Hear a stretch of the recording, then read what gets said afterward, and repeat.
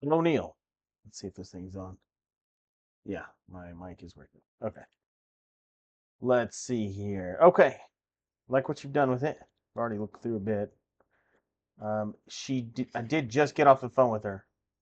And so let me show you how I do these trash pullouts. So I usually would, uh, I'll go ahead and go into the cabinet real quick. And so this guy right here needs to be a no hinge. Anywhere I have a trash can, I just do a no hinge. And then you can go to the face view, objects, let's see, frames and panels. We'll use our double bin trash pullout. Find your style, which is kind of tricky whenever you got a bunch of lines in here, but that looks like it's right there. Okay, and then anyways, then you just make the width of, see this is, I'm still selecting this sub object. You just make it 21, which is your opening. Make it whatever your opening width is. And it will automatically, other than that, it will fill the rest of the space and it'll just work perfectly.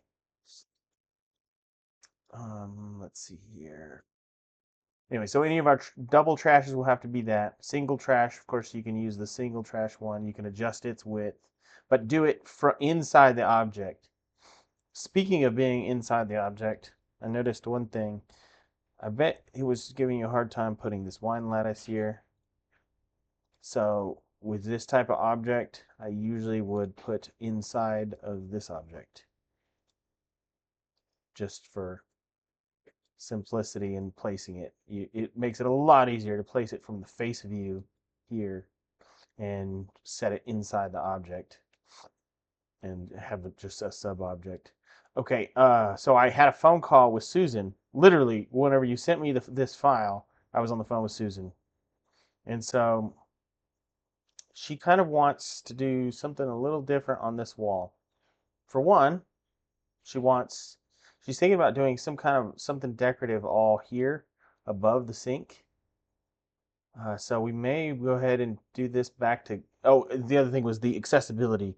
You basically have to get on the ladder to get to any of these wine bottles, and she doesn't like that. So she wants this to be more glass doors. She wants, let's see here. So we've got the sink here, right? But she wants a trash can right here. Single trash can right here. Um, Over here, she wants this long run split up some. So we're not going to have to deal with the split style after all. Something more like you can almost have it like spaced pretty symmetrically where you've got like a run. You may even shift this slightly. I don't know what you've got there. Well, I guess you can't really shift this at all. You could have a run, another bump out, have it bump out, and then another. And then they're gonna, yeah, they may not be all exactly identical, but we get pretty close to where this, and this are all roughly the same. And she wants this section to bump out, and then also this section to bump out, and have your wine lattice here in this bottom section. Actually, you know what? Have this step up. Have it step up because she also wants some of those stemware holders on the bottom. And there is an object somewhere in there, but I honestly, I always struggle to find it. Can't remember where I've got it in this, but so anyways, you can step this upper up, which means this would have a finished in and a finished in because of it, finished in. And then you can have the stemware holders here, and then above it, the wine rack, and then doors above it. I guess that would probably work. Just have it all the glass doors still line up, and then have all of this section here. Let me erase all this. Start over here. Oops, not that. Hold on. Control 2. Stop. Now hold down Control. Here we go. Okay, so if we've got an upper and we stepped it up, then this section can be for the wine lattice. This section. And then the stemware holders below here. Okay. And she just thinks it'll make this wall look a little bit better.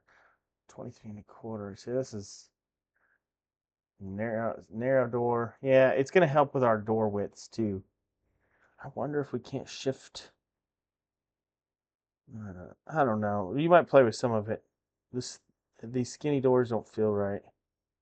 It's almost like if you could cheat it further over just slightly, then this would be a single door and a single door. 24 is what my max door is, which 24 minus my inch and a quarter. So it would be oh, come on, Brent, 22 and 3/4, 22.75 opening width.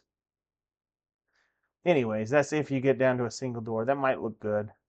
We can cheat it a little bit, even if we have to adjust the width of this a little bit, because this is kind of you know, this seems like you could go a little bit wider here, and then have your single trash bin here.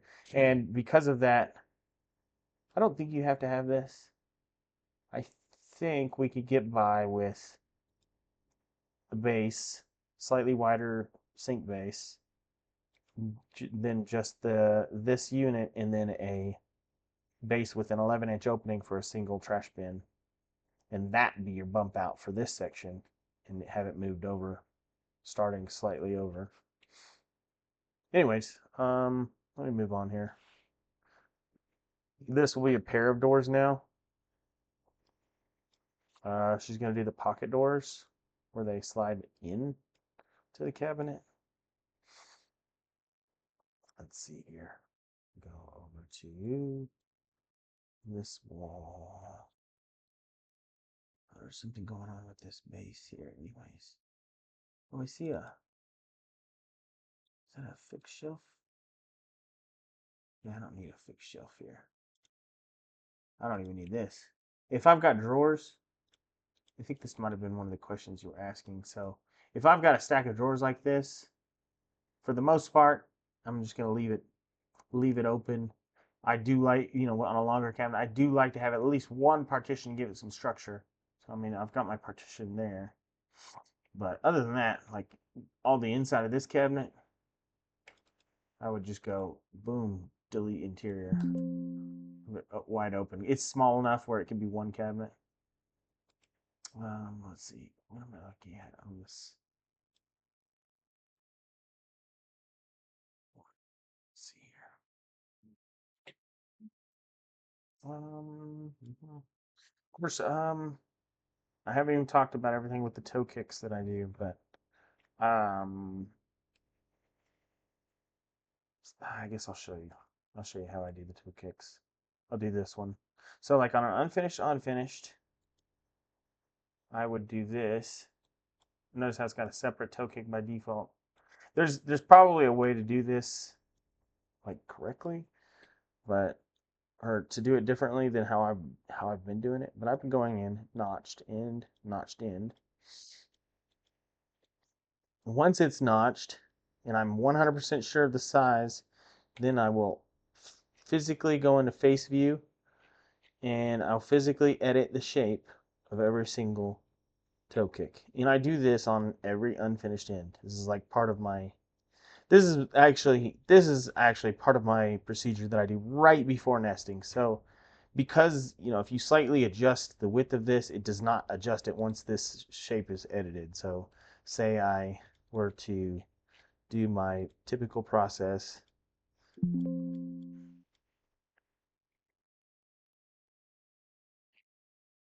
This is how I would usually do my toe kicks. And so it's notched around there. That gives it the perfect amount of scribe on each side. So, like on this side, I've got a wall, so I've got a 1/2 inch scribe. On this side, it's a plank, so it's got an 1/8 inch scribe. And so, but if I were to then adjust the width of this thing, boom. Of course, it went to a finished end. It doesn't. It does some. Let's see here. There's some weird stuff. See, look at this. See now, because it has scaled down the dimensions that I had just put in, it does some weird stuff here. So obviously, I usually wait until like the last thing I do is notch my toe kicks. That's part of my nesting procedure, which I'll still probably be. I mean, I guess it'd be nice for you to be able to do that in my process of getting it ready for my machine, but at the same time, like I'm not expecting you to learn that all at once. I would like for you to learn it and be able to take over that too. Um, but one thing at a time, right? So, anyways, you could go ahead and select notched toe, notched toe, notched toe, notched toe. This guy's going to need a return end on this end, which will make this style 3, and then it'll cause the toe kick to extend over. This guy, finished ends, if it's an exposed finished end, that's what it would look like. But if it's a finished end on a bump out, then I usually just do the same thing. Notch toe, notch toe. Boom. And then it's even harder for me to get this ready for the CNC because if I only edit the shape, there's a glitch. Basically, it tries to put a miter all the way across here, and that we've learned that that part flat out won't get machined correctly if I just only edit the shape. So there's even more steps that I have to take with a finish to finish edited toe, but I don't even think I need to get into that right now. Let's just worry about getting everything straightened out. You know what? We did not even talk about this when I was on the phone with Susan, the wire location. Let's see. Oh, she wants this upper all the way to the vent hood. She doesn't want any gap between the uppers and the hood. Of course, this guy's gonna need a return end. It'll need a notch toe, notch toe. Since this is a finished bump out, it'll be a notch toe, notch toe. This will be a notch toe, notch toe. This guy, if I do a notch toe, can we stand it up? Let me look. Or does it have to be detached? Let's see. Our ceiling height was 10. What was our ceiling height? 108 3/4. So if I do here, circle from here to here, 108.75. Oh, look, it could be stood up from the face. So yes. So let's go ahead and do the notch toe. And that way this is all one plywood. Go ahead and do notch toe, notch toe. And then when we go to bring this in, we'll just have to stand it up from the face. I might make sure they saran wrap it or something to keep the doors shut until they get it kind of stood up in place, or maybe we'll just take the doors and stuff off of it. I don't know, we might have to adjust these. Let me show you why. Something else I end up. For one, I usually try to make this section about 18 tall. So, and then the other thing that I have to do is I have to remove the association with the mid rail. I'm not incredibly precise with this, and I never have been, but I just try to get out center with that so that my fixed shelf, I end up edge banding the face of that, and then I end up notching out for each of these. That way these dividers can be removed. And then I'll also delete the association here, bring it down to 18, and then I'll add another fixed shelf. Boom. Something else I do is every single one of these do -5, -5, -5. This is something that I should probably do in my default object, but anyways. And then that way they have stepped back. And then one more thing I do, which, I don't know how much of this we should even do immediately, or, I mean, it will all need to be done before I put it on the machine. I usually bend this, edit my shape of each divider. I break into 3 sections, bend, save, edit, shape, bend, or break into 3. bin, shape, save, edit, shape, break, bin, boom. And then that way, on the inside of it, when it comes off the CNC, those slots are cut all the way through. My dividers are set back a little ways, and then they can be pulled forward. And they've got it in that shape. Anyways, that's all good. Let me go here.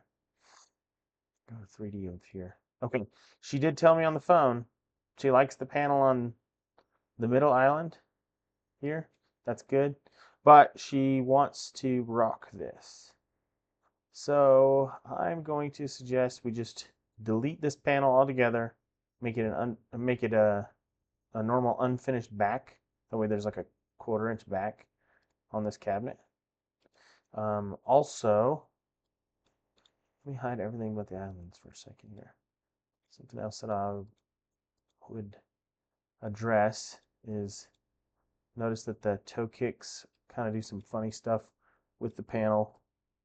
And so typically on islands, to avoid the complexity of dealing with a side toe kick, which this is how I would normally finish an end, except for on the islands, I kind of take the easy route out and I extend this to be a full end.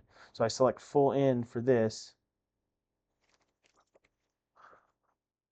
on all island ends. Oh look, you've got a full end over here. Wonder how that happened. Hey look, that was great. Full end here. Yeah, see look. See how that ties in with the panel neatly? Boom. And then well, we end up in the shop, end up filling this in right here. But don't even worry about drawing it. But oh, not a rectangle. I'm supposed to draw a. Hold on, how do you draw a stupid line? Here we go. There we go. Yeah, so we end up adding a little block inside here, around the inside of all the toe kicks on islands. But that only applies to islands. So this is gonna have to be full end, full end. So that's it for the kitchen. Let me go to pantry. Let's see here. You know what? She had no revisions for the pantry. She's going to get us the composter.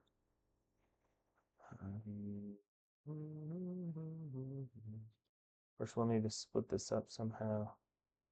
I see you got the horizontal. Anyway, so we'll leave this alone for now until she gets back to me with composter information. Let's see what it requires. Yeah, this is all looking good. This is looking good. I like it. Let's see here. Oh, notice that it has a kind of an awkward gap on the toe kick. Oh, making a. So yeah, we can notch, notch toe, notch toe, notch toe, notch toe, notch, basically notch toe on all of these cabinets, and that's gonna fix our awkward toe gaps here. Other than that, like really to make this truly buildable and CNCable. Of course, I won't have anything on the interiors of this. I don't need a partition. Don't need a partition. But really, truly, as long as my measurement is good on this wall and our measurements are good here, like I could nearly put this to the CNC right now, this wall. All I would have to do for it to be is delete those, do my notch toes, physically notch or like shape the part of the actual toe kick, shape the part of the toe kick. This one I would have to do my shape part of the toe kick and my other messing with the miters to fix the miters and then shape the toe. And then I could literally output this whole wall to the CNC and begin building.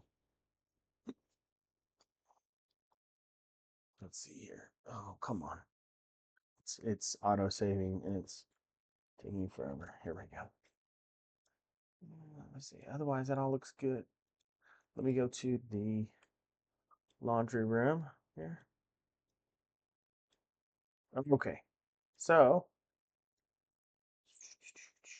she wants this unit moved up. She wants it to move up. She wants a hanging rod between here. She wants like basically like a hanging rod out in the open, basically. Because of that, I'm gonna suggest that we make these doors a little taller.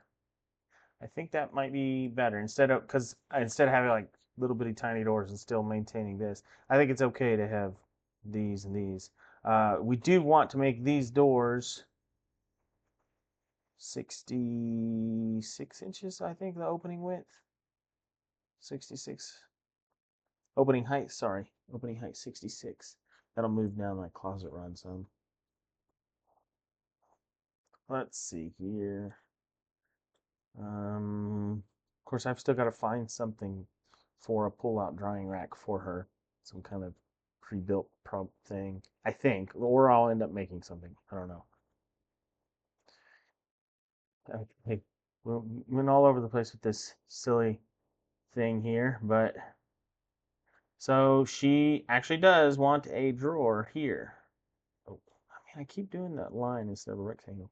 Here we go. She definitely wants a drawer here, and she wants a single trash can, so we need an 11-inch opening, or I guess you could do 12, 11, 12-ish, whatever, and then do a single bin and just make it the opening width, and nest it inside this object. Um, I think this will end up being an unfinished end. Yeah, do an unfinished end here. In fact, do a full end to the floor here. It's going to give it, yeah, if you do a full end, I guess you could just do unfinished, full end to the floor, and then that'll allow me to tie into that panel a lot easier. I'll make this like a 12 opening with a drawer and a single trash bin. And then powder bath. Let's make this a 32-inch opening.